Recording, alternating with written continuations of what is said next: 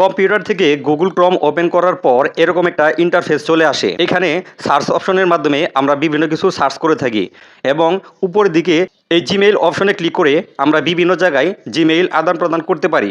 কিন্তু অনেক সময় দেখা যায় গুগল ওপেন করার পর এই সার্চ অপশনটি হাইড হয়ে যায় এবং জিমেইল অপশনটি হাইড হয়ে যায়, অর্থাৎ আপনার ইন্টারফেসটি এরকম হয়ে যায়। এখানে দেখতে পাচ্ছেন সার্চ অপশনটি নেই।